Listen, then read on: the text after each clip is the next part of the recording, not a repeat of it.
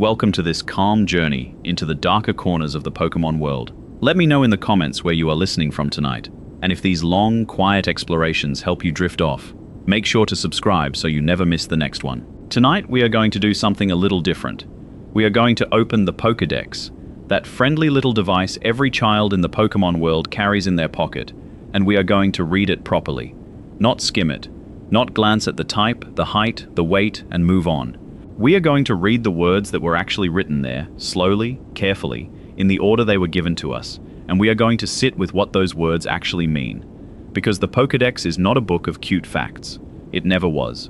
It is a field guide written by researchers who were, in many cases, documenting things that frightened them. And when you read it that way, when you read it as a record rather than as a menu, the world of Pokémon becomes something else entirely. Something older, something colder. Something that has been quietly telling us the truth for nearly 30 years while we were busy choosing a starter. Let us begin with the one everybody remembers, because it is the one that taught an entire generation that the Pokédex was willing to lie to them by telling the truth.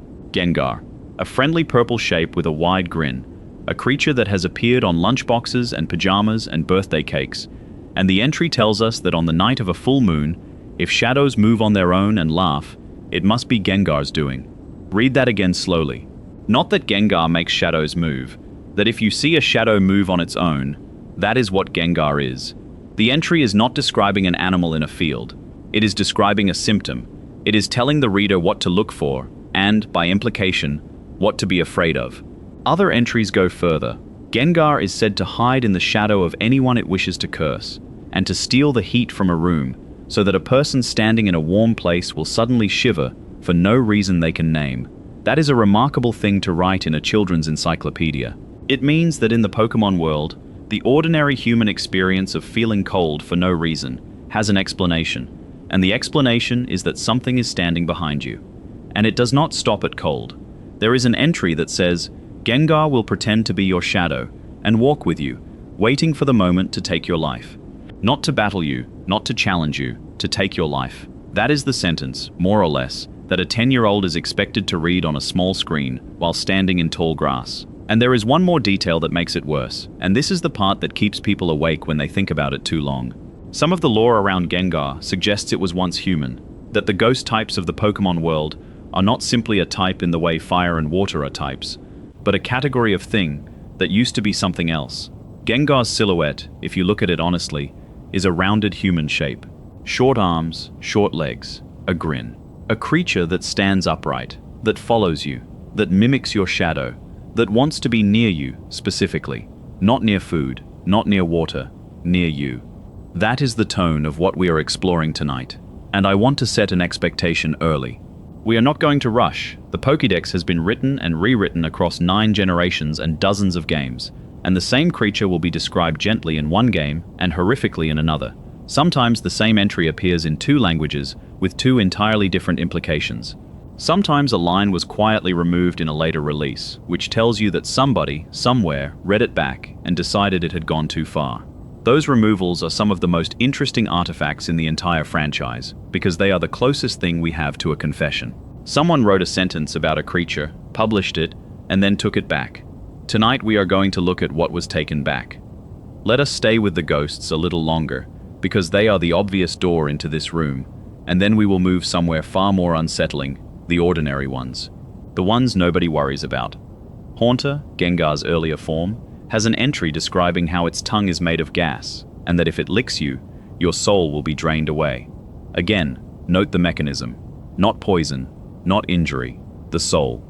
The Pokédex, a scientific instrument built to catalog biological data, casually confirms the existence of the soul and then explains how it can be removed. Another entry says that if you feel a chill and then a sudden shiver, Haunter is nearby, and that its lick will cause you to shake uncontrollably until you die. There is a version of that line that includes the phrase about tremors continuing until death, and it is written in the same flat, informational register used to tell you that Pidgey likes to flap sand into the eyes of its enemies. That flatness is the horror. The Pokédex never raises its voice. It simply notes things down. And then there is Ghastly, the first of the 3, which is described as being made almost entirely of gas, so thin that a gust of wind can scatter its body. That sounds harmless, until you read the rest, which explains that it can envelop a much larger opponent completely and suffocate it. There is an entry that specifies it can smother an Indian elephant, which is a strange and jarring detail for two reasons. First, because the creature it names is not a Pokémon, which quietly confirms that at the time of writing, ordinary animals still existed in that world. And second, because it means somebody watched it happen and wrote it down. That is the implication of every observational entry in the Pokédex. These are not theories, they are reports.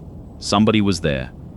Now let me take you away from the ghosts, because if the horror of the Pokédex were confined to the creatures explicitly labeled as ghosts, it would be a much smaller and much more comfortable subject. The truth is that the darkest entries in the Pokédex are attached to creatures nobody thinks twice about. Take Drowsy, a sleepy yellow figure with a rounded belly, the sort of design that ends up on a plush toy. Its entry explains that it eats dreams, and that it prefers the dreams of children because they taste better. Sit with the construction of that sentence. It is not that Drowsy happens to feed near children, it is that there is a difference in flavor, and that a preference has been noted, which means somebody asked. Somebody studied this creature closely enough to establish a dietary preference for the dreams of children over the dreams of adults, and recorded the finding.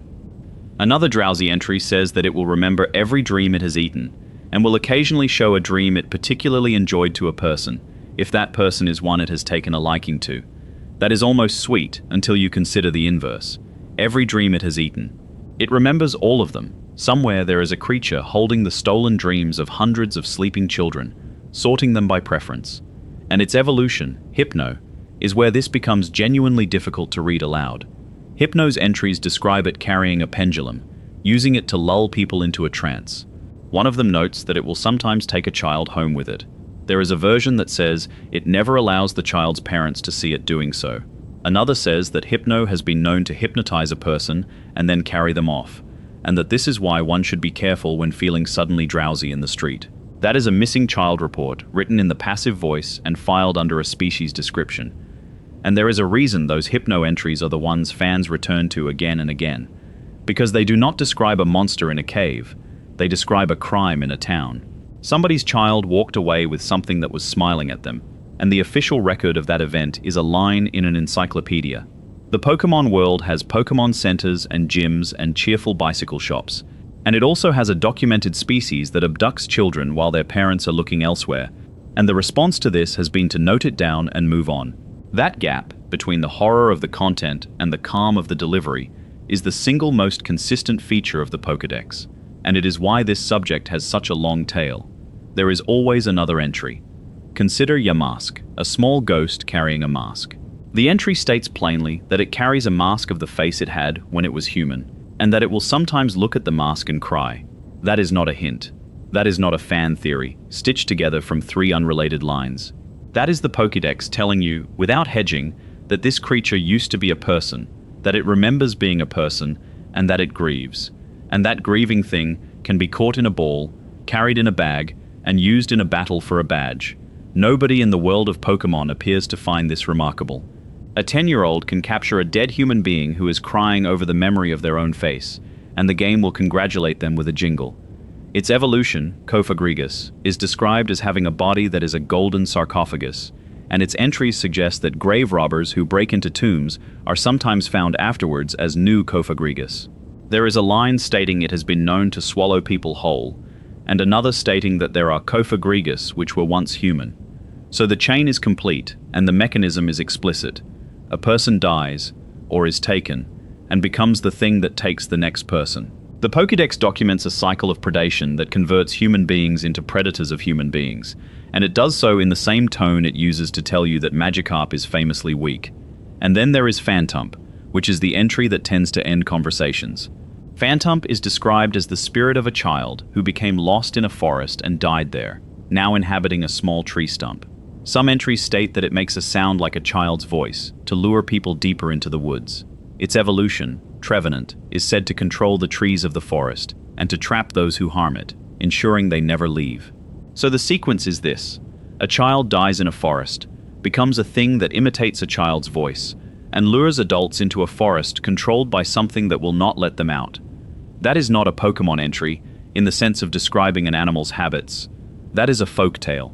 Specifically, it is the folk tale that every culture on Earth independently invented to stop children from wandering into the trees. And the Pokémon world has that same story, except in the Pokémon world, it is not a warning, it is verified. Notice something about all of these. The Pokédex keeps circling one particular subject, and it is not violence. It is children. Drowsy prefers the dreams of children. Hypno takes children. Phantump is a child. There is a small blue creature called Sableye, whose entries warn that it will steal the spirit of anyone who looks into its eyes, and a companion entry warning children specifically that they should not look. There is Duskull, a floating skull with a single eye, whose entry states that it will search for children who do not listen to their parents, and that it can pass through walls, and that it takes the disobedient away. Read as a species description. That is bizarre behavior with no ecological purpose. Read as what it actually is. It is a bogeyman, and the Pokédex is the parent using it. The horror is not that these creatures exist. It is that the adults in that world use them the way adults in our world use stories. Except the creature really is outside the window, and it really does pass through walls, and it really is looking for a child who did not listen. And that brings us to a question worth turning over slowly in the dark, because it changes the shape of everything else we are going to look at tonight. Who wrote these entries? The Pokédex presents itself as an objective instrument, a device that scans a creature and returns data. But data does not have a voice, and these entries very clearly have a voice. Somebody chose the words. Somebody decided that the important thing to record about Duskull was not its height or its habitat, but the fact that it hunts disobedient children. Somebody decided that the important thing about Drowsy was the flavor of what it eats. These are editorial decisions, and editorial decisions reveal the person making them, which means that behind every unsettling line in the Pokédex, there is a researcher who saw something and who wrote it down in a particular way, and whose choice of words survived every review process and every localization and every reprint and reached the hands of a child. Some of those entries read like they were written by people who were, quite genuinely, afraid. There is a particular quality to the language when the subject is something the writer could not fully explain. The confident entries are precise. They give numbers, behaviors, feeding patterns, migration habits. The frightened entries hedge. They use phrases like "it is said," and "it is rumored," and "no one knows," and "it has been reported that." Once you learn to listen for that shift in register, the Pokédex begins to sound less like a textbook and more like a collection of testimonies of varying reliability, some of them from people who did not want to be the one writing it down. Take one of the most famous examples of that hedging, and one that has generated more discussion than almost anything else in the franchise: Cubone. Cubone is a small creature that wears a skull on its head, and the Pokédex explains that the skull belonged to its mother. It explains that Cubone wears the skull of its dead mother, that it cries at night for her, that its cries echo inside the skull and produce a lonely, hollow sound, and that no one has ever seen its true face beneath the bone. Every part of that is grief. It is not a description of an animal. It is a description of mourning, given a physical form, and then handed to a child as a creature to collect. And the entries insist on the loneliness. They return to it. They mention the crying repeatedly, across multiple generations, as if the writers could not let go of it either. There is an entry that states the stains on the skull are from its tears. That detail is not necessary for any scientific purpose. It exists only to make you feel something. And here is where the Pokédex does something genuinely strange, something that has fueled fan speculation for decades, and which the games have never cleanly resolved. Marowak, the creature Cubone becomes, also wears a skull, which means the skull is inherited, which means the mother Marowak was also wearing the skull of her mother, and hers of hers, all the way back. And it means that at the beginning of that chain, there was a first skull, and a first death, and every Cubone since has been carrying the same grief forward in an unbroken line. The Pokédex never says this. It simply provides the facts and allows the arithmetic to happen in your own head at 2 in the morning. That is the technique. That is what it does again and again. It hands you 2 ordinary sentences and lets you assemble the horror yourself, which is always worse, because a horror you built yourself fits you perfectly. Now let us move to the creatures that are frightening not because they take something from you, but because of what they suggest about the scale of the world. Because there is a second kind of dread in the Pokédex, and it is not the intimate, domestic dread of something standing behind you in your own house. It is the cold, open dread of something enormous that does not know you exist. Consider Wailord, the largest Pokémon by size in the entire series, a creature the Pokédex describes as being able to dive to depths of 3,000 meters and remain there. 3,000 meters is not a number that means anything until you hold it against something familiar. It is deeper than light reaches. It is a place where there is no color at all, only pressure, and something the length of a building moving through it slowly, in total darkness, for hours at a time. There is nothing malicious in that entry. Wailord is a gentle creature, and yet the entry produces a specific kind of unease, because it establishes that the water in the Pokémon world is deep enough to hide something that size, which means the water is deep enough to hide anything. And the Pokédex is happy to tell you what else is down there. There is Relicanth, described as a species that has not changed in 100 million years, a living fossil that has remained precisely the same since long before anything resembling a human existed. There is Lantern, whose light is described as luring prey in complete darkness, called the Deep Sea Star, a lamp in a place where a lamp can only mean a trap. There is Chinchou, whose entry notes it lives in deep water and communicates by flashing, which means there is a language being spoken down there that nobody on the surface has ever translated. And there is Jellicent, whose entries state, without qualification, that ships and their crews which vanish in the areas where it lives have been taken by it, and that it consumes the life energy of the people it drowns. Its entry mentions a sunken graveyard of ships and a palace made from them. The Pokédex is telling you that there is a documented explanation for maritime disappearances in that world, that the explanation is a creature, and that the creature has built something out of the wreckage. That is the pattern I want you to hold on to as we go deeper tonight, because it is going to repeat. In our world, the great unexplained disappearances remain unexplained, and that absence is where our ghost stories live. In the Pokémon world, they are explained. Somebody investigated, found the answer, confirmed it, and filed it. The mystery is solved, and the solution is worse than the mystery, and life continues exactly as before. Children still swim at the beach, ferries still run. The entry exists, in a device in a child's pocket, and nothing changes.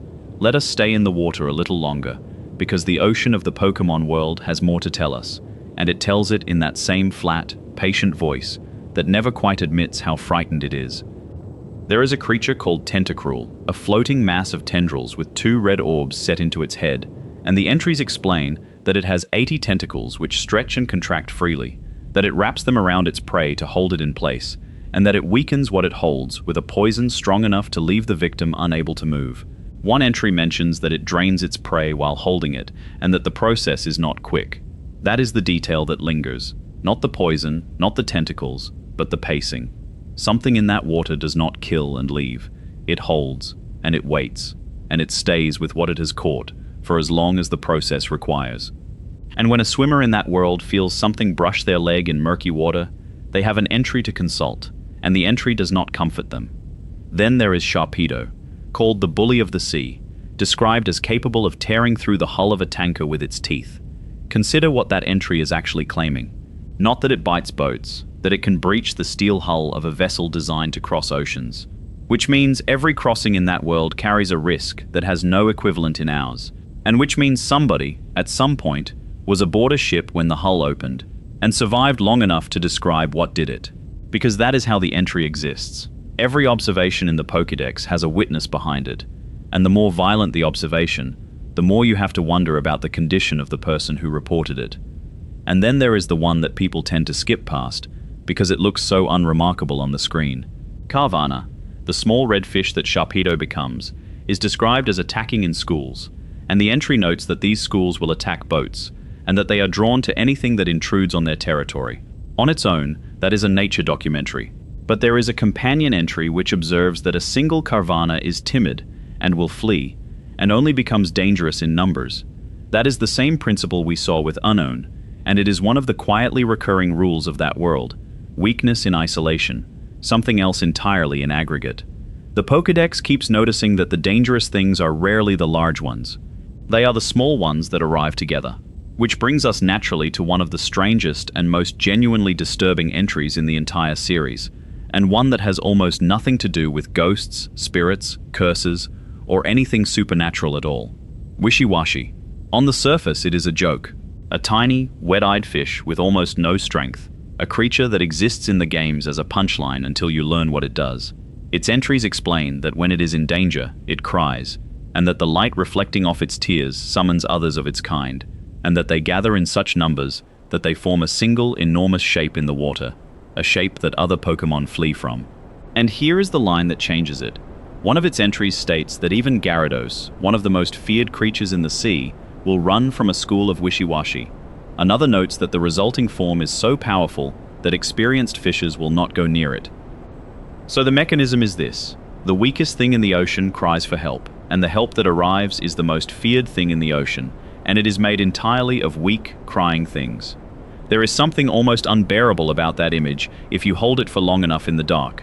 Thousands of frightened creatures, each of them individually helpless, each of them crying, assembled into a single silhouette that nothing will approach. It is not evil, it is not malicious, it is fear itself, given a body, and it is the most powerful thing in the water. Now let us come back to land, because I want to show you something about the ordinary Pokémon. The ones on the first route, the ones you catch in the first 10 minutes and box forever.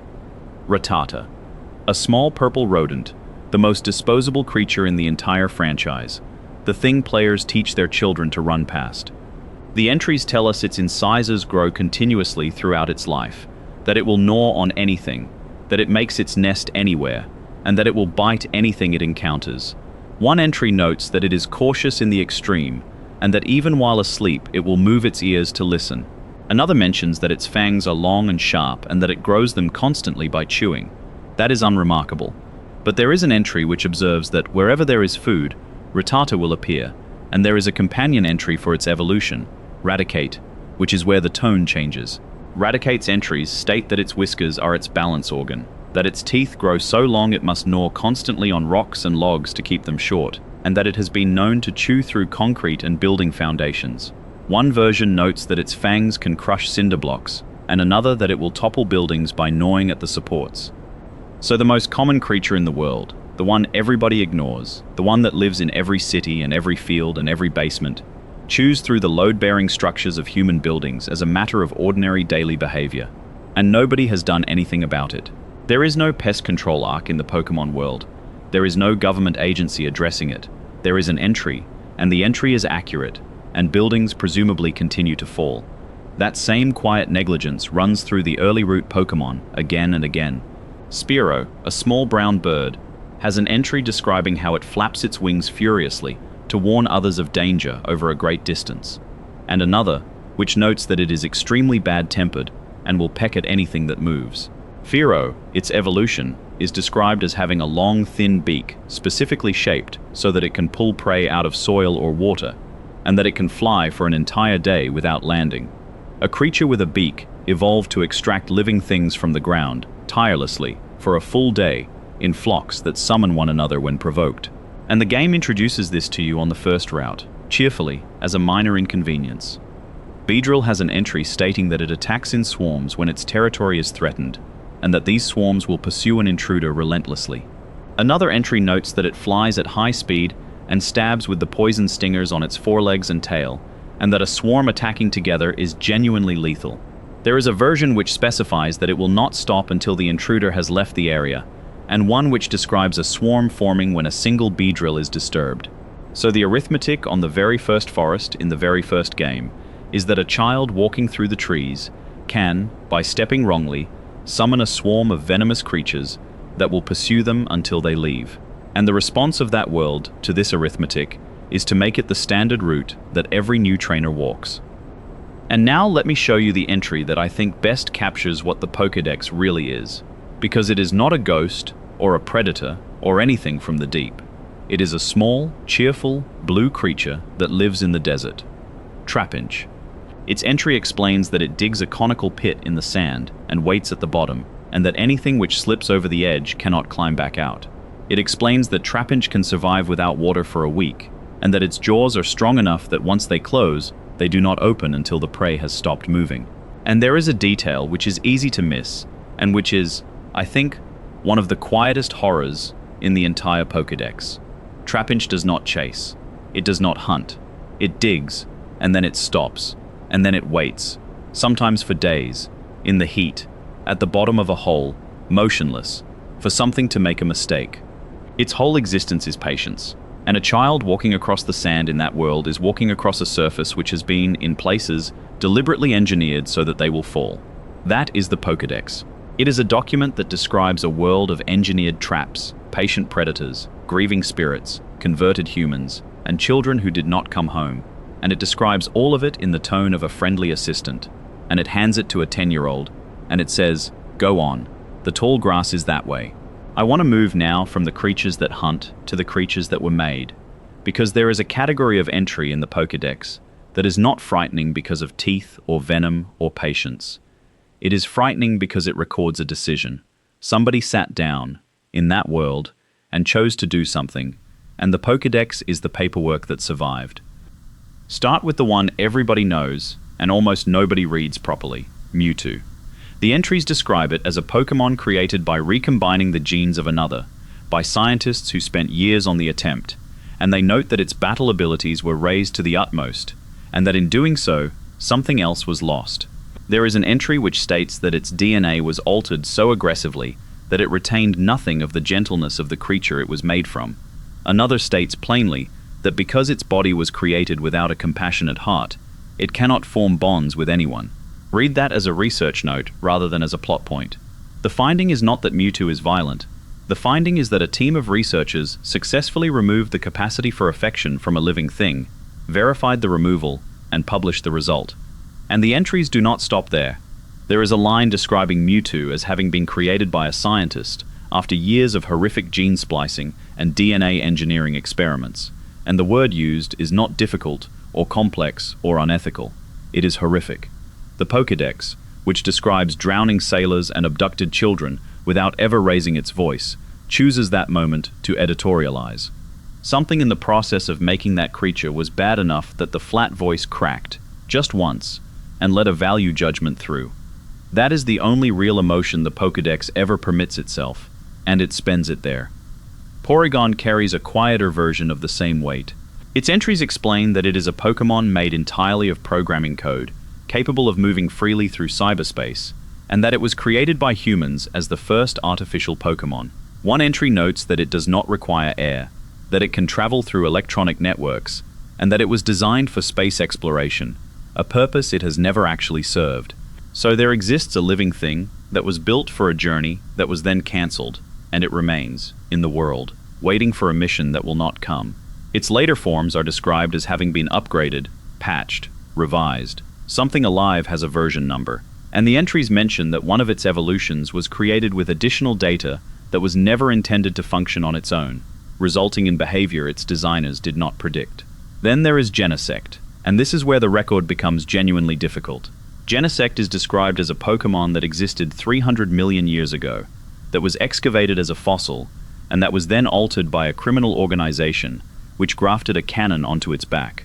The entries state that it was the strongest hunter of its era, and that its body was modified further to make it stronger still.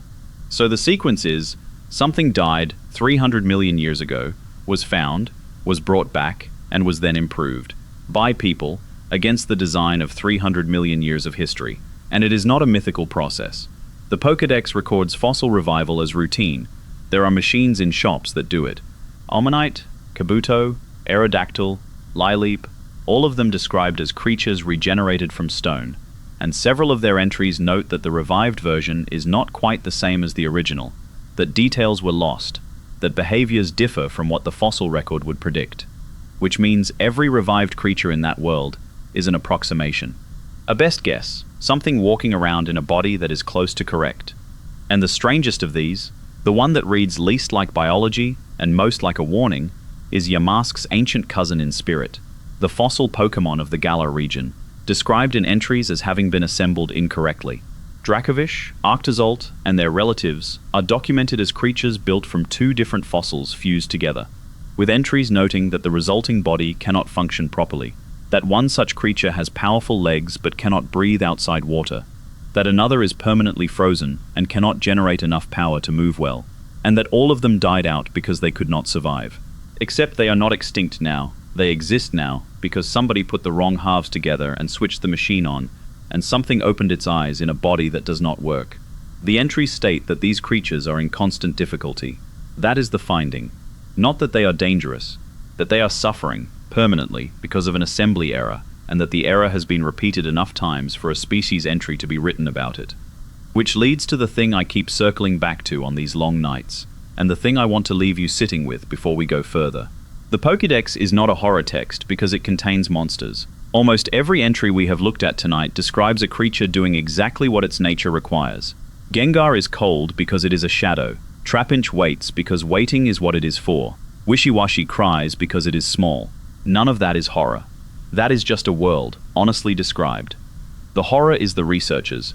The horror is that behind every line is a person who watched, and understood, and wrote it down, and then closed the notebook and went home. Somebody established the flavor preference of a dream eater. Somebody counted the tentacles. Somebody stood at the edge of a forest and worked out that the voice calling from inside it belonged to a child who had already died there, and their conclusion was not to burn the forest down.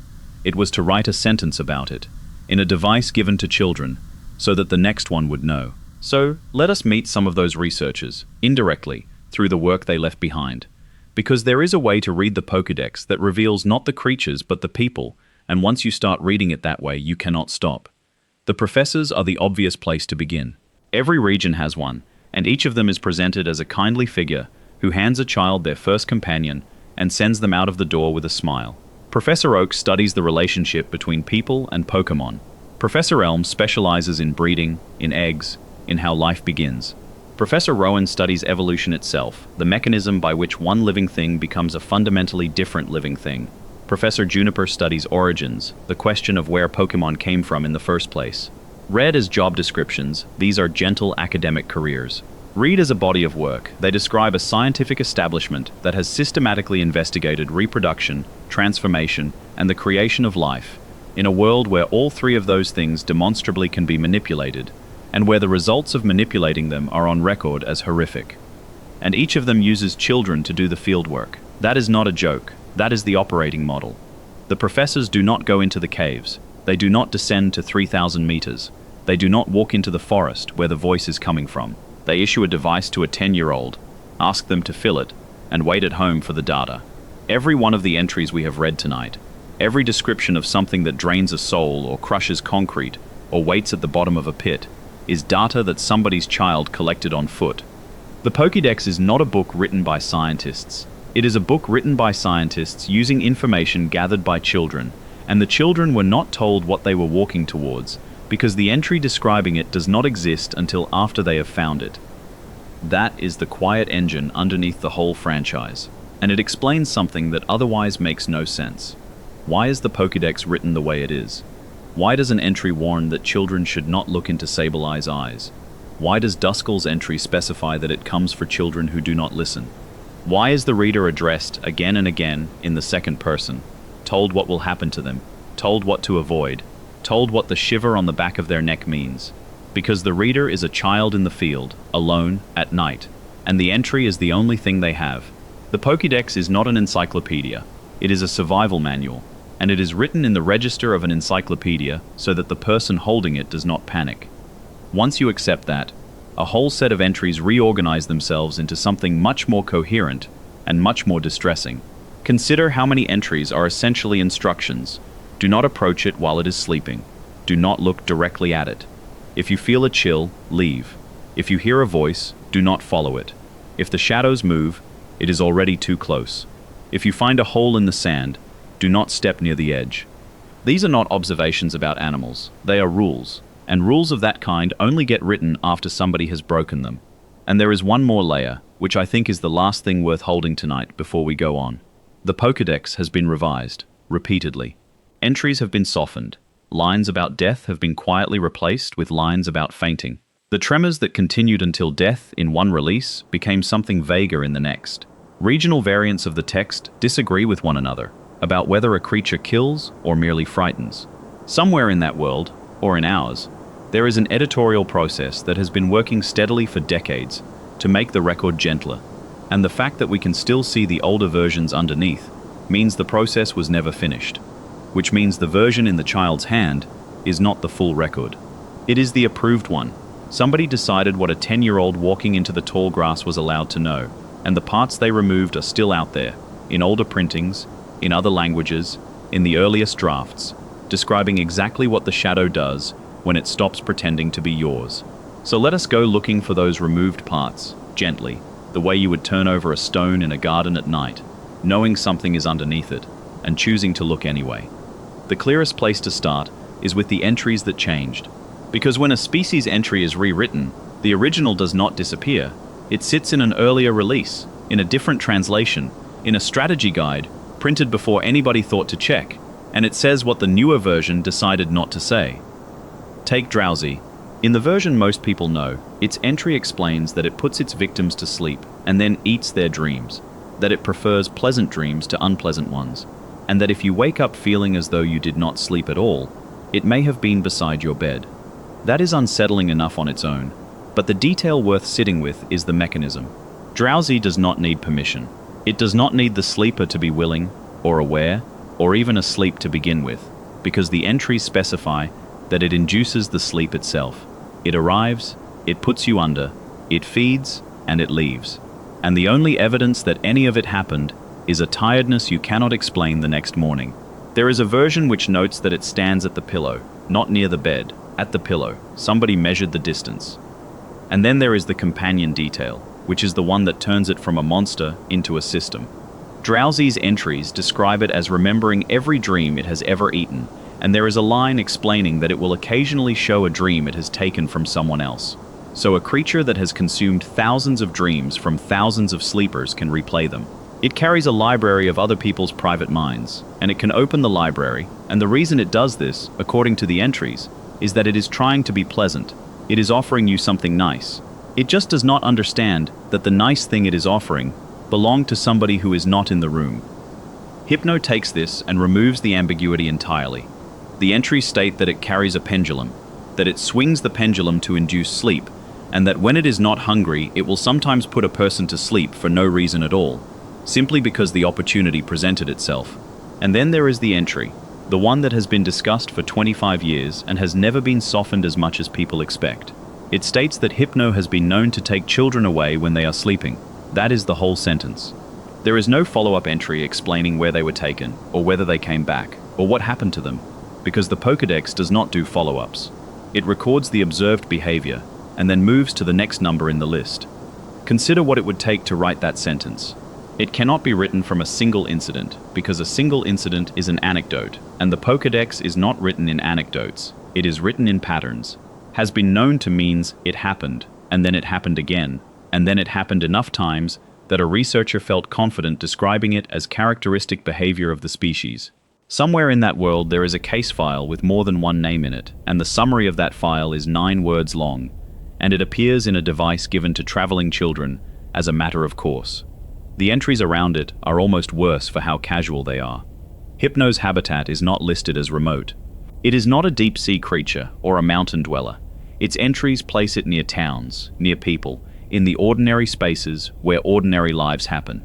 And there is a line noting that it will always hold the pendulum, that the pendulum is the tool, that a Hypno without its pendulum will search for a replacement until it finds one. The behavior is not incidental to the creature. The creature is built around the behavior, and the behavior is documented, and the documentation is public, and children still walk home at dusk in that world. Now let me put beside it something that is rarely mentioned in the same breath, and should be. Jinx.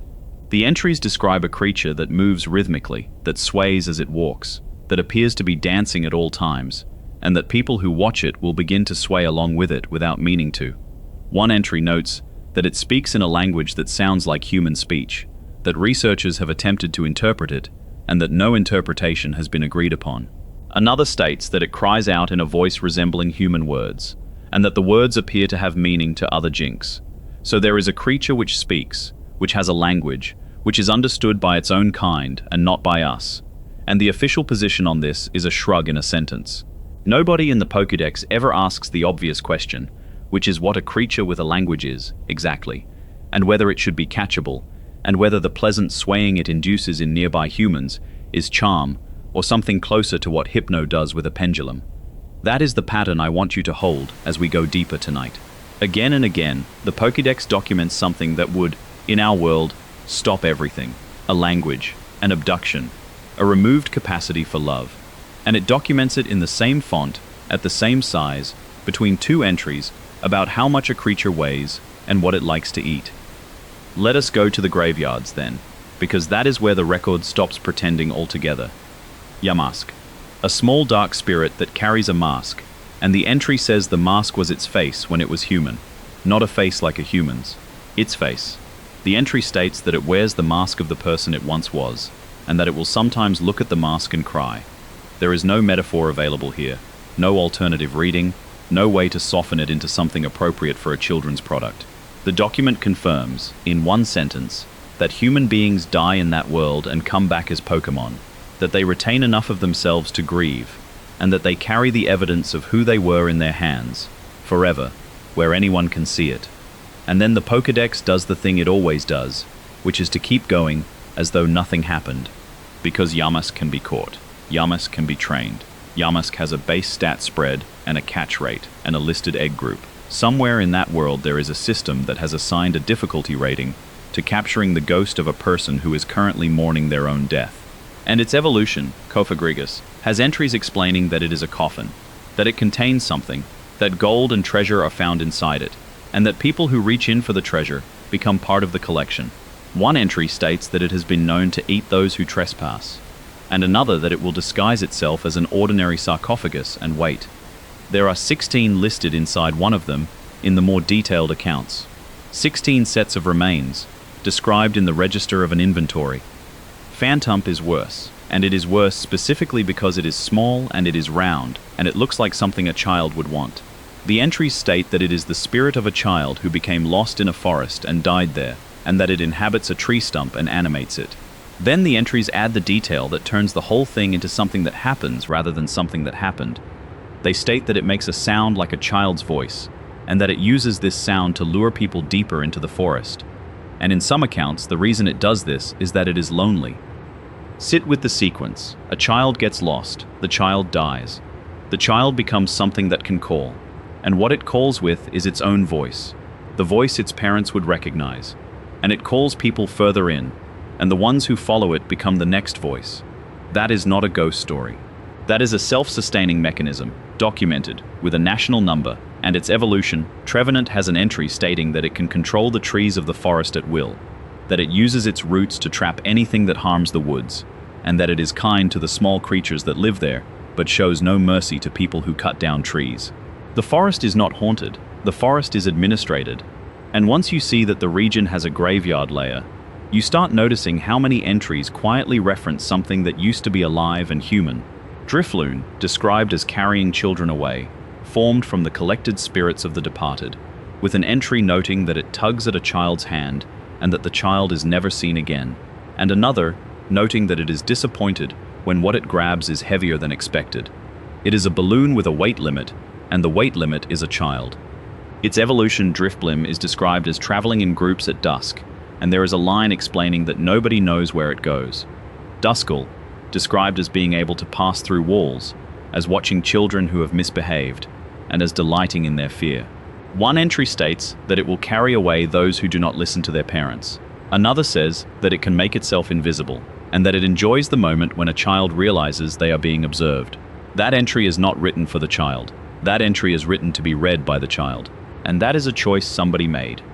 Sableye, whose entries warn that it feeds on gemstones, that its eyes are made of crystal, that it lives in perpetual darkness underground, and that it is said in some regions to steal the spirit of anyone who looks into its eyes. There is a version which specifies that people who see it are cursed, and another which notes that superstitious communities believe it can remove a soul, and the Pokédex does not confirm or deny the superstition. It just includes it. Which is remarkable, because the Pokédex includes exact tentacle counts and precise flavor preferences and drowning depths. And here it declines to be certain, and the effect of declining to be certain is that the possibility remains open in a document that is otherwise relentlessly literal. Which brings us to the deepest layer of the whole record, and the place I want to spend the middle of tonight, because it is where the entries stop describing creatures and start describing the world itself. That deepest layer starts with a single number, and the number is 333. Waylord's entry gives its length, and the figure is large enough that people assume it must be an error until they check it against the rest of the record. And then Alamomola sits beside it, described as a creature that heals wounded Pokémon it finds drifting in the open sea, that wraps them in a membrane and carries them back towards shore. Read on its own. That is the single kindest entry in the entire Pokédex.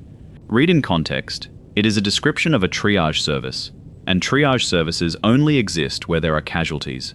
Somebody wrote an entry about a creature whose entire documented purpose is finding the injured in open water, and the existence of that species is a statement about how much injury there is in the open water. That is how the Pokédex tells you about its world, never directly, always through the shape of the creature that evolved to deal with it. Consider Corsola, and here the record is genuinely painful. Its entries describe a small coral Pokémon whose branches snap off easily, and note that the branches grow back within a few days. There is a version explaining that healthy Corsola gather where the water is clean and that their disappearance from an area is a sign that the sea has changed. And then there is the Galarian form, and its entry states plainly that it is the ghost of a Corsola that died when the sea suddenly rose in temperature, an event that occurred in the distant past and killed all of them. So there is a species which exists in two states in that world, alive, in clean water, and dead, as spirits, because the ocean warmed. The extinction is not implied, it is the entry, and the ghosts remain, in shallow water, in the same places, doing nothing in particular, because there is nowhere else for them to be. Its evolution, Corsola, has an entry stating that its body absorbs the life energy of anything that touches it, and that its soul has swollen out of the shell it once lived in.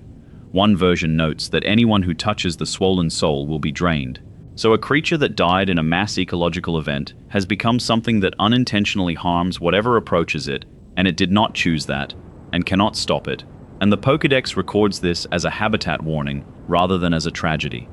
Now hold that beside Stunfisk, which is the entry that always makes me pause. Its Galarian entry states that it has waited for prey by disguising itself as ordinary ground for so long, and so completely, that its skin has hardened into something resembling steel, and there is a line noting that when a hiker steps on it, it snaps its jaws shut on the boot. The creature is not described as aggressive. It is described as having become a piece of the landscape. Somebody in that world walked a path, felt the ground bite, and reported it, and the report was filed as biology. This is the recurring structure of the darkest entries. Not violence, adaptation to a world that requires it. Let us take that idea into the caves, because caves in the Pokémon world are documented with a level of specificity that suggests somebody spent a very long time in them and did not enjoy it. Zubat's entries note that it has no eyes, that it senses its surroundings by emitting ultrasonic cries, and that it is disoriented by sunlight, which is why it emerges only after dark. Then there is a line stating that it lives in caves in colonies so large that the ceiling cannot be seen. Not that the colonies are numerous, that the ceiling is obscured. That is a description written by a person standing underneath it, looking up, and failing to find the top. Golbat's entries continue the account, that it bites its target and drinks blood until it can no longer fly, that it will drain so much that it becomes too heavy to leave, and that it has been observed becoming so engorged it must rest before it can move again. And Crobat, the final form, is described as flying so silently that its target does not notice it has been bitten until the blood loss becomes apparent, silently. The entry specifies that the victim finds out afterwards. And these are the creatures every single trainer in that world encounters more than any other. The most common Pokémon in the caves is a silent thing that drinks until it cannot lift itself, in colonies whose upper limits nobody has established, in tunnels that children walk through with a torch and a rented map. Then Onyx, whose entry states that it tunnels at 50 miles an hour, that it swallows boulders as it moves and converts them into its own body, and that the tremors of its passage can be felt through solid rock. There is a version noting that the sound it makes underground is loud enough that anything nearby will flee. So the caves themselves are not stable. The walls are being rearranged, at speed, by something the size of a train, that eats the stone as it goes, and the record notes this as a habitat detail. Steelix takes it further, an entry stating that it lives so deep underground that it can descend to a kilometer below the surface, and that its body has been hardened by heat and pressure into something harder than diamond, a kilometer down. There is a measurement, which means something measured it, which means something went down there, or sent an instrument down there, and got a number back. And in the middle of all this, Geodude. Round, cheerful, harmless-looking Geodude, whose entry states that it is often mistaken for a rock and stepped on by hikers, and that it becomes annoyed when this happens. That is the joke version. The other version notes that as it ages, its edges are worn smooth by wind and rain, and that the smoothest Geodude are the oldest, and that its heart remains hard regardless. So the way you determine the age of a living creature in that world is to examine how much of it has eroded. Somebody worked that out. Somebody handled enough of them, over enough years, to establish the correlation between surface wear and lifespan, and the method is the same method a geologist uses on a stone. That is the whole discomfort of the Pokédex in one line. The techniques used to study these creatures are borrowed from disciplines that assume the subject is not alive. Let us continue upward, out of the caves, into the entries about time, because there is a small cluster of them that nobody talks about and that I find harder to shake than any ghost. Celebi, described as a Pokémon that travels through time and whose entries state that as long as it appears, a bright and shining future awaits. That is the reassuring version. But there is a second line, present in several releases, noting that it comes from the future and that its arrival is understood by researchers to mean the forest it visits will remain healthy, which inverts neatly into something much colder. Celebi's absence is information. The forests it does not visit have been assessed and found to have no future worth returning to. A creature that can see forward in time is choosing where to land, and every place it declines to land has been silently graded. Dialga and Palkia carry entries stating that time flows and space expands because these creatures exist, that their heartbeats are what makes duration possible, and that a disturbance to either one would distort the fabric of the world. Read as mythology. That is grand and impressive. Read as the Pokédex reads everything else. It is a structural report, and the finding is that time in that world is not a law. It is a biological function of an animal, and animals can be injured.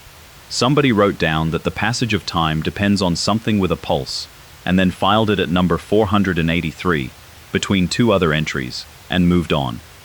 And Giratina, whose entry states that it was banished for its violence, and that it lives in a world on the reverse side of ours, a place where it can only exist because the rules there are different. There is a version noting that it appears in ancient cemeteries. So the creature that was removed from reality for being too destructive has an access point, and the access point is where the dead are buried. And the Pokédex mentions this the way a field guide mentions a bird's preferred nesting site. I want to slow down here because I think this is the point in the night where the shape of the whole thing becomes visible. Every unsettling entry we have looked at falls into one of four categories, and the categories are the real horror, not the creatures. The first category is the entries that describe suffering that nobody intervenes in. Corsola's ghosts, the fused fossils that cannot breathe. Corsola draining whatever it touches without meaning to.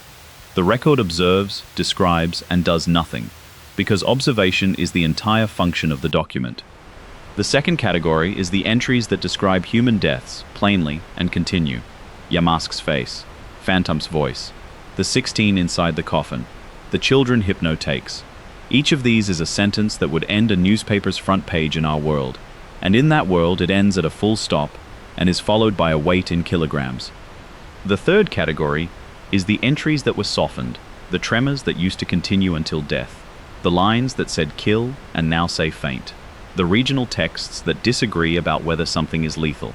These prove there is an editor, and an editor implies a judgment about what a child should be permitted to know, and that judgment implies somebody knows the unedited version. And the fourth category, the one that only becomes visible after hours of reading, is the entries that are addressed to you. Do not look at it. Do not follow the voice. If you feel cold, leave. Those are the ones that reveal who the Pokédex was actually written for, not scholars, not adults. The child in the field, at night, alone, holding the only thing that can tell them what is standing at the edge of the torchlight. So let us finish where the record itself finishes, with the entries that describe things nobody has confirmed. Because there is a small number of Pokémon whose entries admit uncertainty, and uncertainty in a document, this literal, is the loudest sound it makes. Unknown, described as existing in shapes resembling written characters, with entries noting that nobody knows which came first, the creatures or the alphabet. Whether a species is imitating our writing or our writing is imitating a species is left open. Somebody looked at a set of living symbols and could not determine the direction of the influence, and wrote that down as the entry. Absol, whose entries state that it appears before disasters, that people came to believe it caused them, and that it was driven into the mountains as a result. So a creature that spent its existence warning people was blamed for the warnings and exiled for them, and the correction is now in the official record, decades late, in a device carried by the descendants of the people who exiled it. The Pokédex, in that entry, is an apology. And Lavender Town's residents, the ones the entries never name, whose presence is felt in every ghost entry from that region. The record notes only that the tower holds the graves of Pokémon, and it does not say who dug them, or how many, or how often, and the silence there is the same silence as the 9 words about Hypno. The Pokédex has a very particular way of going quiet, and it goes quiet in exactly the places where the answer would require somebody to be responsible. So that is the document. A survival manual written in the voice of an encyclopedia, compiled from data collected by children, edited by adults who removed the worst of it, distributed to the next generation of children, and left open on a table in a laboratory where a professor is waiting for the pages that are still blank. There are still blank pages. That is the last thing worth holding as you drift. The Pokédex is not finished. Every version of it has empty numbers, waiting, and the only way an empty number is filled is if somebody walks far enough into the dark to find the thing that belongs there, and comes back, and says what they saw. Most of them come back. The entries exist because some of them did not. And so the tall grass moves, gently, the way it always does at this hour, and the device in the bag hums quietly to itself, and somewhere a page turns onto a number that has no name yet. Let it stay blank tonight. There is nothing out there that needs finding before morning. Rest now. The forest will still be there, patient, and the voice in it will still be calling. And it is not calling you, not tonight, and the shadow on the wall beside you is only yours. Sleep well. And yet the blank pages are not the end of the record, because there is one more section of the Pokédex that I have deliberately left until now, and it is the section that deals with objects. Not creatures, objects. Things that were made by people, for people, and then became alive, and the entries describing them are the only entries in the entire document where the horror belongs entirely to us. Start with Bennett. The entry states that it is a discarded plush doll that came to life through the resentment of being thrown away, and that it seeks the child who abandoned it. There is a version explaining that it drives a pin into its own body in order to place a curse, and another noting that it is often found rummaging through rubbish in the alleys behind houses, searching. So the mechanism is not supernatural in origin, it is emotional. Something was loved, and then it was not, and the ending of that love was sufficient to animate fabric. The entries do not say the child is punished. They say the doll is looking, and they specify that it will continue looking, indefinitely, because the entries include no condition under which the search ends. Its earlier form, Shuppet, is described as being drawn to feelings of envy and vengeance, feeding on those emotions where it finds them, and there is a line noting that it will gather outside the homes of people who are consumed by such feelings and wait there through the night, which means that in that world a bad mood has a smell, and something in the dark can follow it home. The entry is offered as habitat information. This is where it lives. It lives near resentment. Then Mimikyu, which is the most carefully written entry in the modern Pokédex, and the one that rewards slow reading more than any other. It states that the creature disguises itself with a rag arranged to resemble a Pikachu, that it did this because it wanted to be liked, and that it has been doing it for so long that the disguise has become fixed. And then, separately, in a different entry, it states that a scholar who lifted the cloth to see what was underneath died of the shock, and that another entry warns that anyone who sees its true form will be struck by a mysterious illness. Read those two facts together. The creature is lonely. The creature wants affection, and the thing it is hiding, the thing underneath, is so wrong that looking at it is fatal, and it knows this, which is precisely why it covers itself. Mimikyu is not hiding to deceive you, it is hiding to protect you, because the only way it can be near people is if they never see it. The kindest motive in the Pokédex is attached to the most lethal body in it, and the entry never connects the two out loud. It leaves them 100 pages apart, and lets you do it yourself, at 2 in the morning, which is exactly when you are doing it now. Shedinja belongs beside it.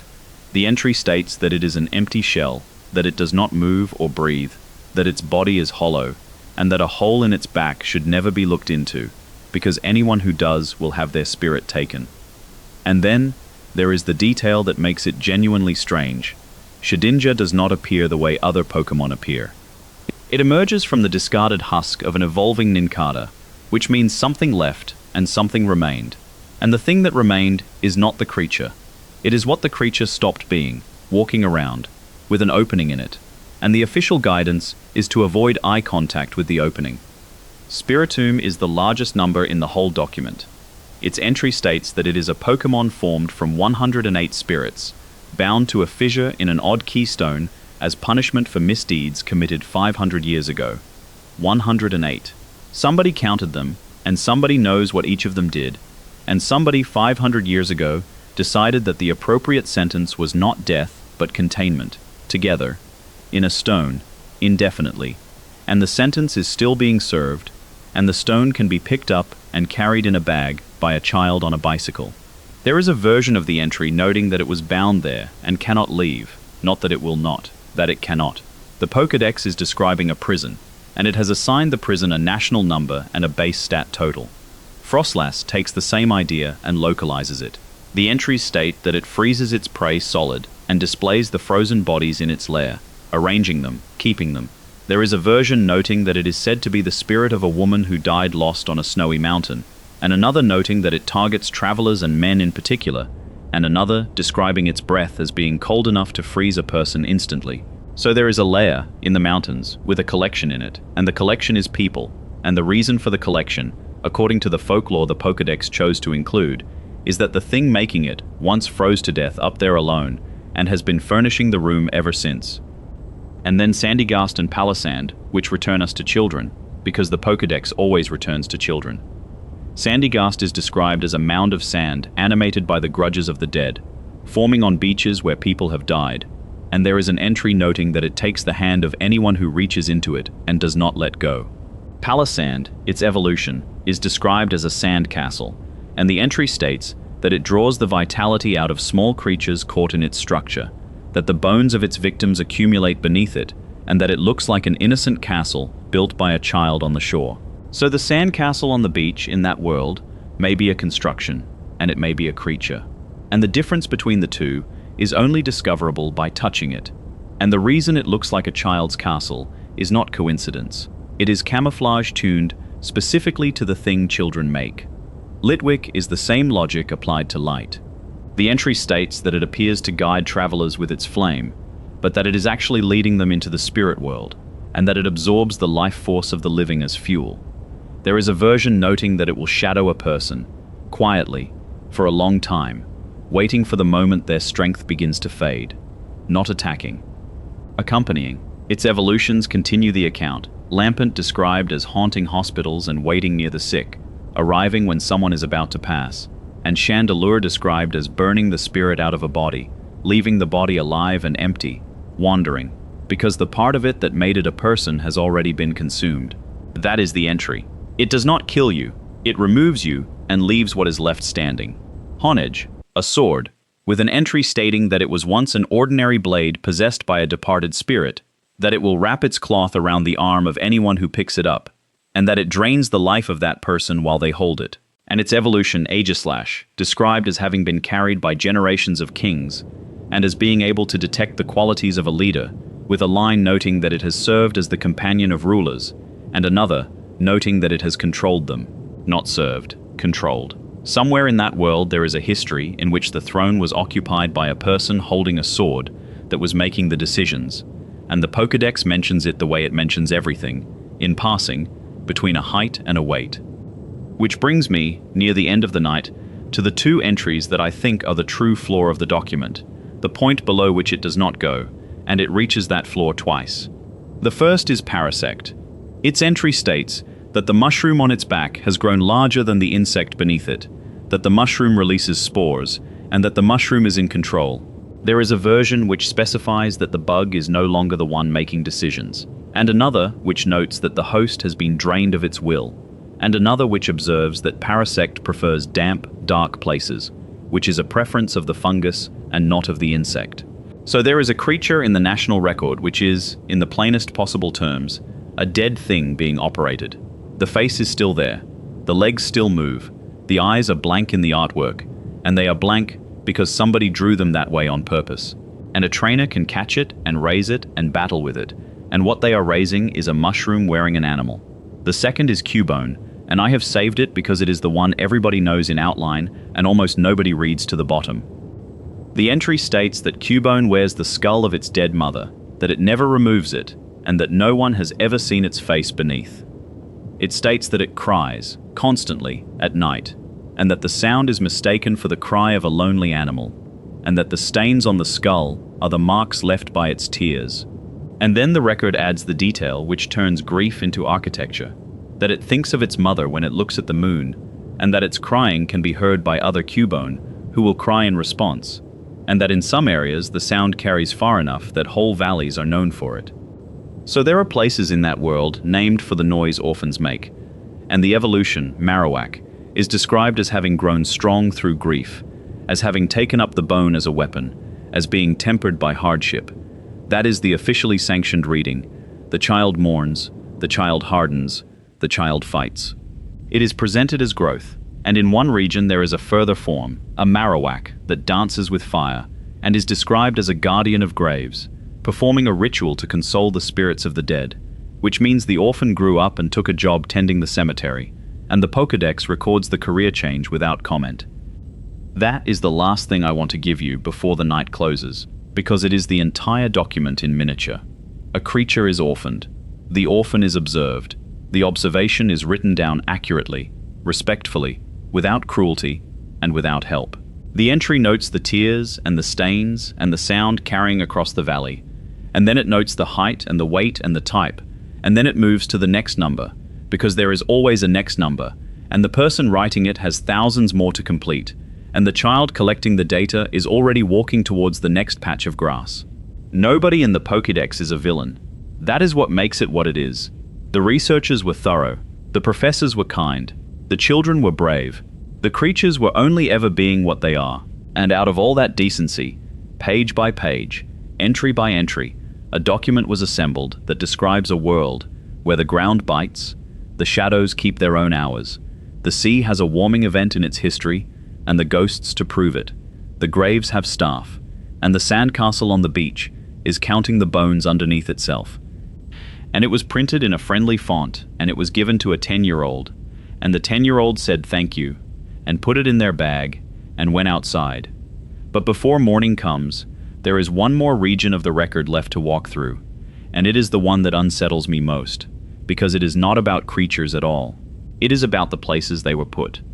Every region in that world has a location whose entry-adjacent lore reads like a redaction, and the Pokédex, being a document about species rather than geography, can only reach these places sideways, through the habitat lines of the things that live there, which means the worst locations in that world are described only by what chose to move in.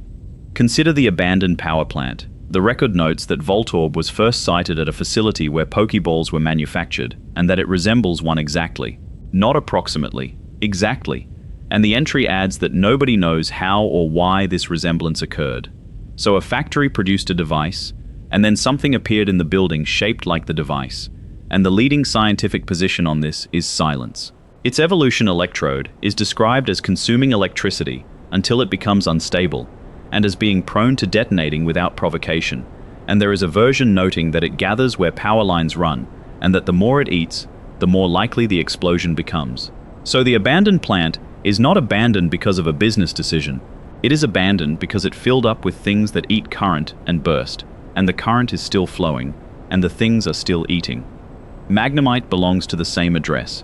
Its entry states that it floats using electromagnetism, that it is drawn to power stations, and that its appearance in an area causes appliances to fail and screens to distort. Magneton's entry is the one that reads like a report from an incident log.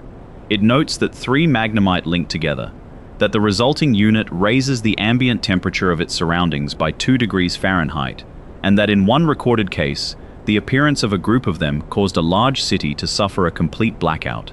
A city, blacked out, documented in a species entry, as a behavioral note, with no mention of what happened to the city during the hours it had no power.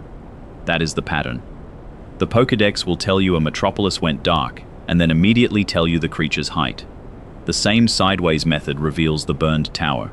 Its residents are not described as ghosts of Pokémon that died in a fire, not in the entries themselves, but the beasts associated with it are described as having been revived by a legendary creature after perishing in a blaze, and the revived forms are noted as fleeing from anyone who approaches, running so fast that they cannot be followed, appearing only briefly, always leaving. Raikou described as running across the land with thunder, Entei as birthed from volcanic fire with an entry noting that its body holds magma, and Suicune as purifying water wherever it goes. The last one is the Tell. A creature whose documented function is to clean water only exists in a world where water needs cleaning, and it moves constantly, and there is a version noting that it runs across the surface of the sea, from place to place, without stopping. It never finishes. There is always more water. And then there is the tower on the hill, the one with the graves, and the entries reach it through Ghastly. The record states that Ghastly is composed almost entirely of gas, that a strong wind can disperse it, and that its body is thin enough to slip into any gap. Then it adds that the gas is poisonous, that it can envelop a target of any size, and that it will suffocate whatever it surrounds. Haunter's entry states that it hides in darkness, and licks its target with a spectral tongue, that the lick causes constant trembling, and that the trembling continues until the target's life ends. That is the original wording. It was changed later. In newer releases, the ending is vaguer, softer, a fainting rather than a finishing, and the older line remains in the older printings, which means both versions are true simultaneously, depending on which copy the child is holding. Gengar completes it, and Gengar's entries are the most personal in the document, because they are the only ones written about the reader's own shadow. It states that on the night of a full moon, if shadows move by themselves, it is Gengar. It states that it will pretend to be your shadow, and follow you, and grin. It states that a sudden chill for no reason means it is nearby, and in one version it states that it was once human, not derived from a human, not resembling one, was one. That line has been argued about for decades, because the document offers it once, plainly, and then never mentions it again, and refuses to develop it, and the refusal is the most Pokédex thing in the entire Pokédex. It tells you the worst possible fact in a single clause, and then moves to the next number, because the format does not have a field for consequences. So the tower is full of the graves of creatures, and the things that live among the graves include one that used to be a person, and now imitates the shadow of whoever visits. That is the location. And it has a lift, and a shopkeeper, and children go there on the way to the next badge. Which leaves the last address, and it is the one the record circles without ever naming. The laboratory on the island. The Mewtwo entries are the only surviving documentation, created by recombining genes, years of experiments, battle ability raised to the utmost, a body made without a compassionate heart, and in the folklore around it, a set of notes found in the ruins, describing something born, something growing too strong, something escaping, and the facility left as it was, with the equipment still standing, because nobody wanted to go back and turn the lights off. Every one of those places has the same shape. Something was done, it stopped being controllable, the people left, and the record kept only the biology.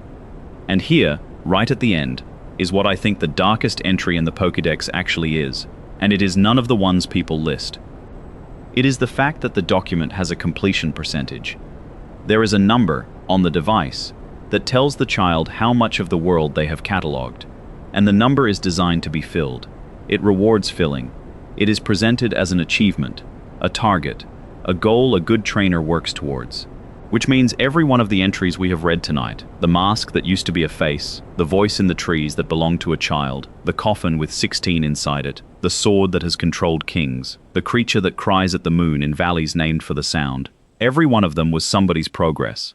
A percentage point, a tick in a list. Somebody stood in front of the ghost of a drowned child, and their reaction was that the number went up. That is the horror of the Pokédex.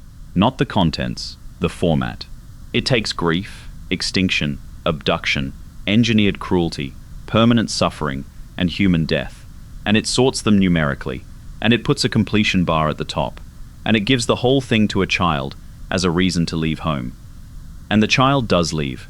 Every version of that story begins with a door, and a road, and somebody saying, "Be careful." And the child walks out into a world where the ground bites and the sandcastle counts and the shadow keeps its own hours. And they fill the pages, honestly, one at a time. And they come back years later with a complete record and no idea that what they were doing was assembling the darkest book in that world's literature. They just wanted to see everything. That is all any of it ever was. Curiosity, walking into the tall grass at dusk with a torch and a notebook, and no concept of what the notebook would eventually say. So let it rest there. The device is closed. The percentage stops where it stops. Nothing else needs to be found tonight, and nothing that was found is coming any closer. The tower is dark, and the ghosts inside it are only doing what they have always done, which is nothing much at all. The forest has gone quiet. The sea is flat and cold and holding its own business. The valley has stopped crying, and the moon has moved on past the window, and the shadow beside you is the right shape. It has been the right shape all night. Let your eyes close on that. Breathe slowly. There are no entries left to read, and no pages left to fill, and no one is waiting at the edge of the grass for you to walk out and meet them. Rest now. Sleep well. Everything in the record has already happened, and the record is closed, and the light is going out. Except the light does not quite go out, because there is a category of entry we have not opened yet, and it has been sitting there the whole time, at the back of the register, waiting patiently the way Trapinch waits. The entries about numbers. Not statistics, not measurements. Numbers as a subject in themselves, because the Pokédex is unusually specific in certain places, and unusually vague in others, and the specificity is always a clue about what somebody was standing close enough to count. Alakazam. The entry states that its brain continues to grow throughout its life, that its head becomes too heavy for its neck to support, that it uses psychic power to hold its own skull upright, and then it gives the figure, an IQ of 5,000. It states that it can outperform a supercomputer, that it remembers everything that has ever happened to it from the moment it was born, and that it has never forgotten a single thing. Read that as a welfare document rather than a power level. A creature with perfect recall, a mind that never stops expanding, and a body that cannot physically carry the mind it is growing. It holds its head up by will. That is the entry. If it ever loses concentration, its own intelligence breaks its neck, and it can be caught. It can be put in a ball and carried in a bag by a child, and its perfect memory records every second of that, and never loses any of it, and there is no entry anywhere in the document describing what an Alakazam thinks about its situation, because nobody ever asked, and it could almost certainly have answered. That is the loudest silence in the whole record, and it is bigger than the 9 words about Hypno. The Pokédex confirms, in plain text, that there exist creatures with intelligence far beyond ours. Alakazam at 5,000. Metagross, described as having 4 brains linked together and as being able to calculate faster than any machine built by people.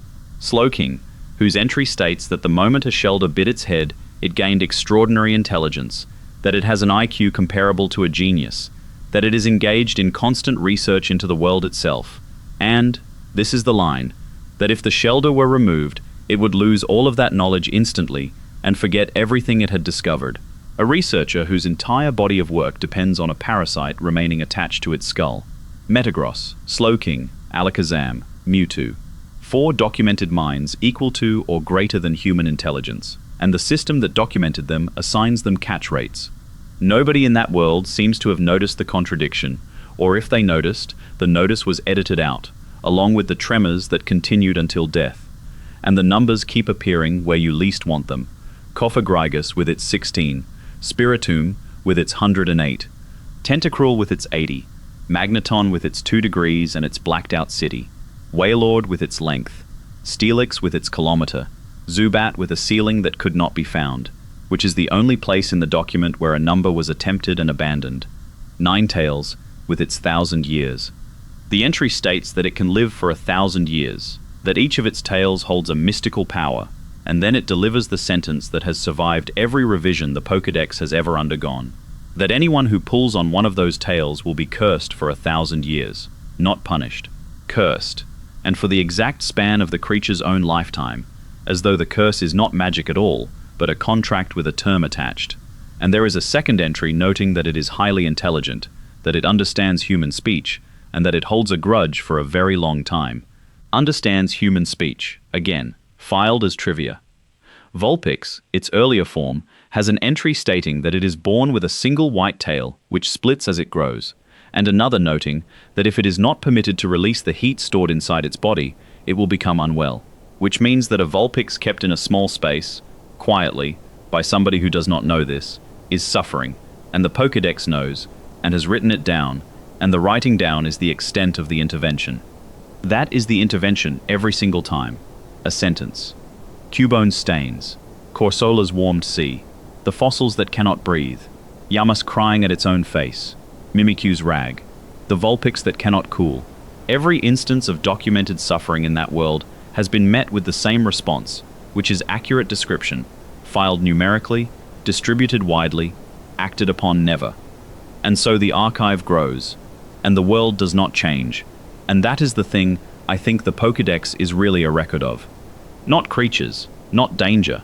It is a record of a civilization that solved the problem of understanding entirely, and never once attempted the problem of doing something about it. Which brings us back to where we began tonight, to the very first page, to the number 1, Bulbasaur. The starter, the gentle green creature handed to children in the first laboratory, in the first region. Its entry states that it carries a seed on its back from the moment it is born, that the seed grows by absorbing the nutrients of its body, that it takes energy from the creature to develop. Ivysaur's entry states that the bud grows larger and heavier until the creature can no longer stand on 2 legs, that it must remain in sunlight to feed the bud, and that when the bud begins to smell strongly, the bloom is near. Venusaur states that the flower on its back releases a soothing scent, and that the flower is largest and brightest where the creature has absorbed the most sunlight. Read as 3 entries in sequence. Something is born with a growth attached to it. The growth feeds on the creature's own body for its entire life. The creature becomes progressively unable to move as the growth matures, and the end point of this process is a flower that smells nice. That is entry number 1, the very first page. The gift given to the child at the door. And it is described, as everything in that document is described, in the calm, level, faintly friendly voice of somebody who has read it all before and has thousands more to write and will get to them tomorrow and the day after and the day after that, for as long as there are numbers left unfilled and children willing to walk out into the grass and find out what belongs in them. There are always children willing. That is the last number in the Pokédex, and it is the one that never stops going up. And there are always more numbers, because the register did not stop growing when the first region was finished. It expanded, and every expansion brought a new set of entries written by new researchers in new places. And each new set is a little stranger than the last, as though the document has been slowly losing its composure across the decades without ever changing its font. The newer regions are where the Pokédex begins telling you about things that are not from here at all. Start with Behaim because its entry is the shortest route into the strangest corner of the record. It states that this creature communicates using colored lights, that it comes from somewhere beyond this world, and that whenever it appears, the memory of the person who saw it is altered, not erased, altered. There is a version noting that people who encounter it lose the memory of the encounter entirely, and another noting that it manipulates memory as easily as a person moves a hand. So there exists, in the official species register of that world, a creature whose documented behavior is the editing of human recollection. And somebody wrote the entry anyway. Somebody stood close enough to a creature that removes memories to record its height and weight and the frequency of its light patterns, and then walked away with an intact account, which raises the only question that matters, and which the Pokédex, characteristically, does not raise. How many attempts did that take? Its earlier form, Elgem, is described as having been discovered 50 years ago in a desert, and the entry adds that the location was near where an unidentified object was found. 50 years, a desert, an object. That is the entire report. 3 details, no follow-up, filed between a bug and a bird. Then Deoxys, whose entry states that it was originally a virus traveling on a meteorite, and that the DNA of that virus mutated when it was struck by a laser beam in the upper atmosphere, becoming the creature that now exists. A laser, fired by somebody, at something arriving from space, and the result is alive and is catchable, and appears in the National Register with a number, and the record does not name the people who fired, or explain what they were aiming at, or say whether the outcome was the one they wanted. Solrock and Lunatone continue it more quietly. Lunatone's entry states that it was discovered at a site where a meteorite fell, that its eyes cause anything that meets them to become paralyzed with fear, and that it becomes more active as the moon grows fuller. Solrock states that it is said to have come from the sun, that the sunlight it absorbs is converted into heat, and that its rotation allows it to read the emotions of anything nearby. Reading emotions is presented as a sensory adaptation, in the same tone the document uses to explain that Zubat has no eyes. And Clefairy, which everybody remembers as a pink cartoon, and which the Pokédex treats as one of the great unsolved problems of that world.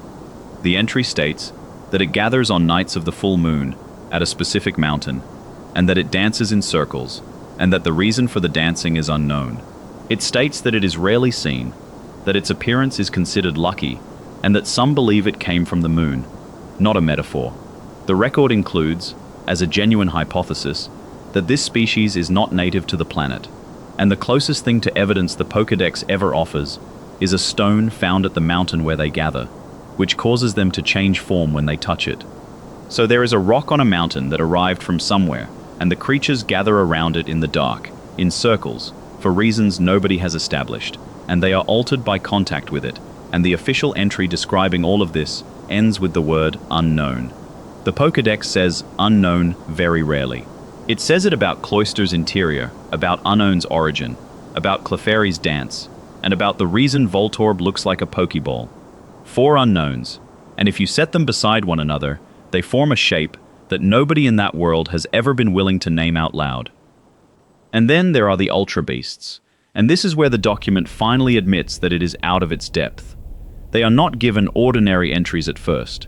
They are given code designations, UB01, UB02, numbers assigned by an organization that did not know what it was looking at and needed something to write on the file while it decided.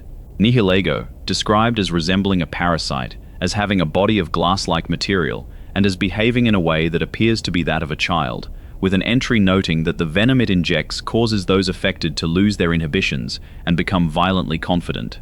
Guzzlord, with an entry stating that it consumes everything, soil, buildings, water, and that despite eating constantly, nothing has ever been found in its waste, and nobody knows where any of it goes. Nothing comes out. That is the entry. A creature that has eaten mountains and produced nothing, and the leading scientific comment is a shrug. Blacephalon, with an entry describing it as removing its own head and detonating it in order to distract onlookers while it consumes their vitality, and then noting, casually, that it grows a new one. Xurkitree, described as having a body of pure electrical energy and as having appeared in a research facility, standing motionless, drawing power from the grid.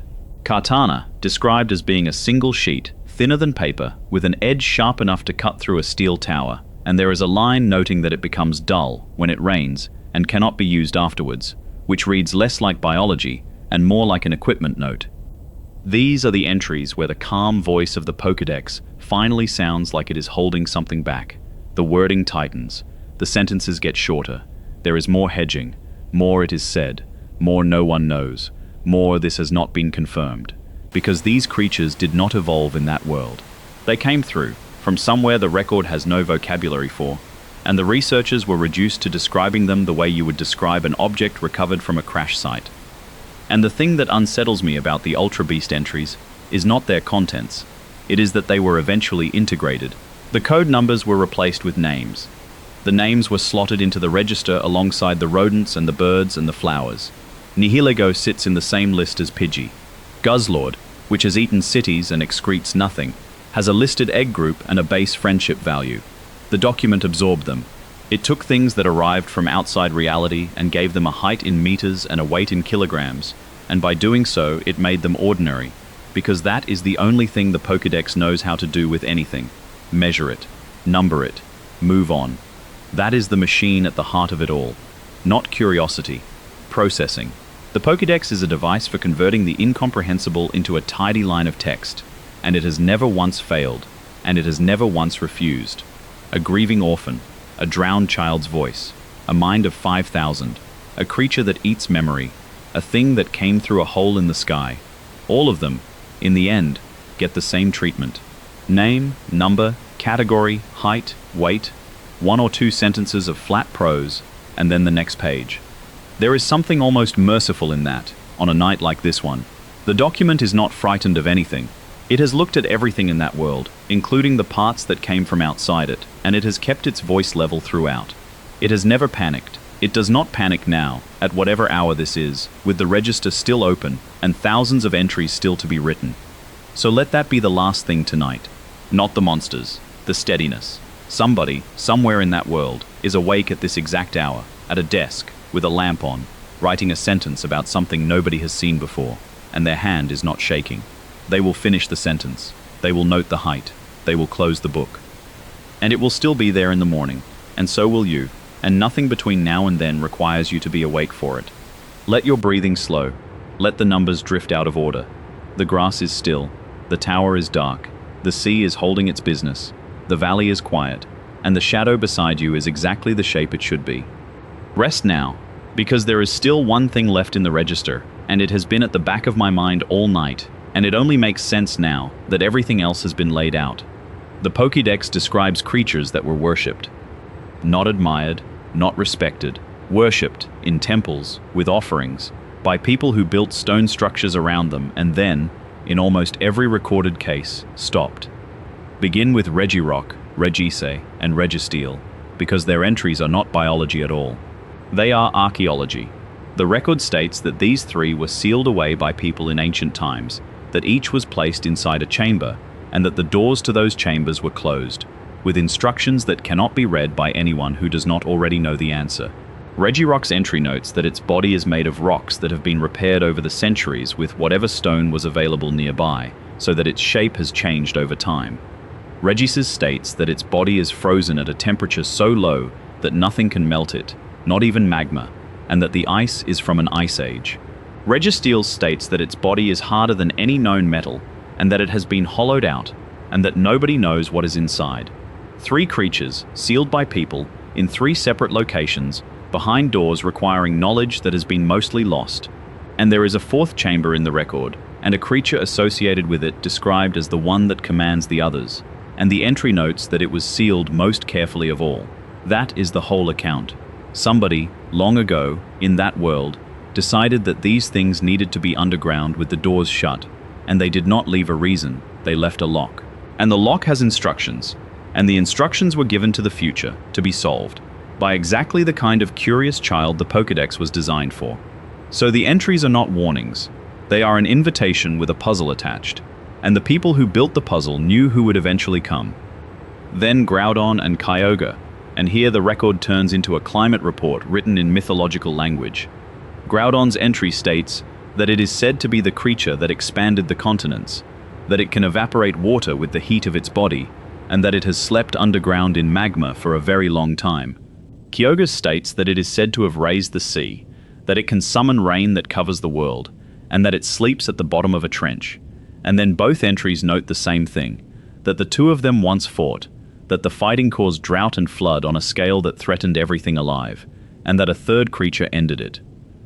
Rayquaza's entry states that it lives in the ozone layer, that it has never descended, that it feeds on water and particles in the atmosphere, and that it came down once to stop them, once, and went back up, and has stayed there, above the weather, for hundreds of millions of years. And the record notes its presence in the sky, the way it notes Zubat's presence in a cave. Which means, if you read those three entries as the Pokédex intends everything to be read, flatly, literally, as observation, the climate of that world is not a system. It is a truce. There are three creatures involved, two of them are asleep, one of them is watching from the upper atmosphere, and the reason the seas are where they are, and the land is where it is, comes down to an arrangement between animals that could be disturbed by anyone who found the right cave. And people did find the caves. That is the part the entries let slip. Both Groudon and Kyogre are described as having been awakened, and both are described as having been sought by organizations that believed they could direct the outcome. The Pokédex does not editorialize about this, of course. It simply notes that the creature was awakened, in the passive voice, the way it notes that a Voltorb was first sighted at a factory. The passive voice is doing an enormous amount of work throughout this document, and once you notice it, you cannot stop noticing it. It was awakened. It was sealed. It was created by scientists. It was excavated and modified. It was driven into the mountains. It has been known to take children. Somebody did all of those things, and the grammar has been arranged so that nobody has to be named.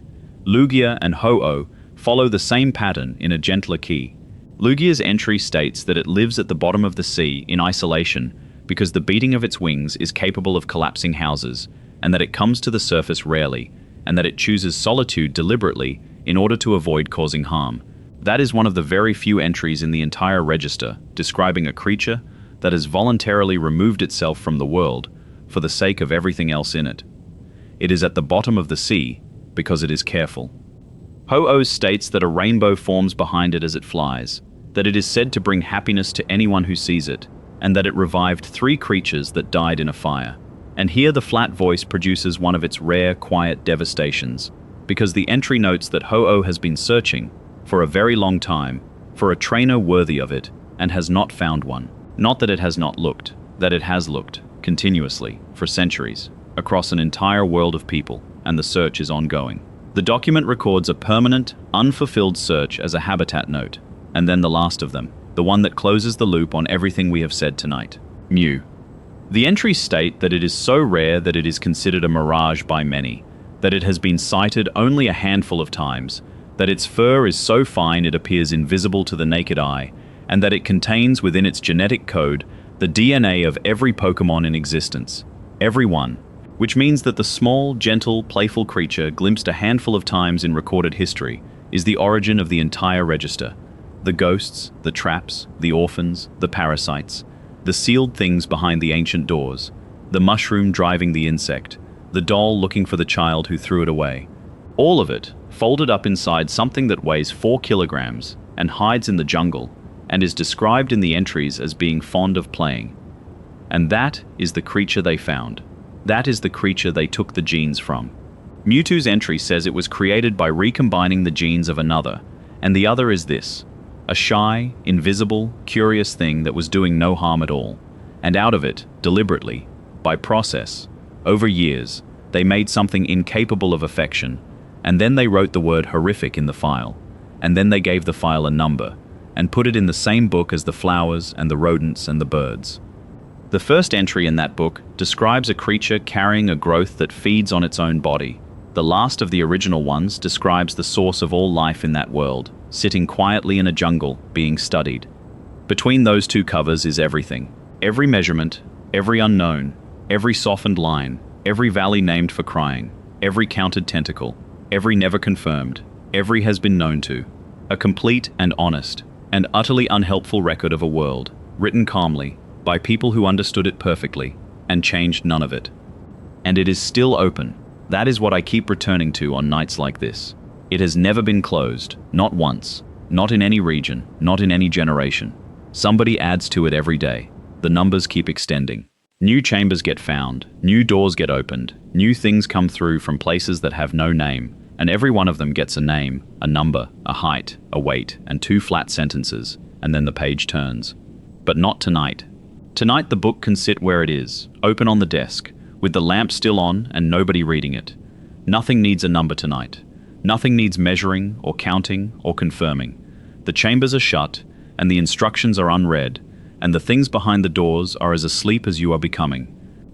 Let it all settle. The sea is level. The sky above the weather is quiet, and something up there is watching nothing in particular. The jungle is still, and the small invisible thing in it is playing, harmlessly, where no one can see. The grass has stopped moving. The valley has gone silent. The tower has nothing to say. Breathe out slowly. Let the numbers go. Let the entries blur into one long, calm voice with no edges to it. There is nothing left to find, and nothing looking for you, and nothing at all between here and the morning. Rest now,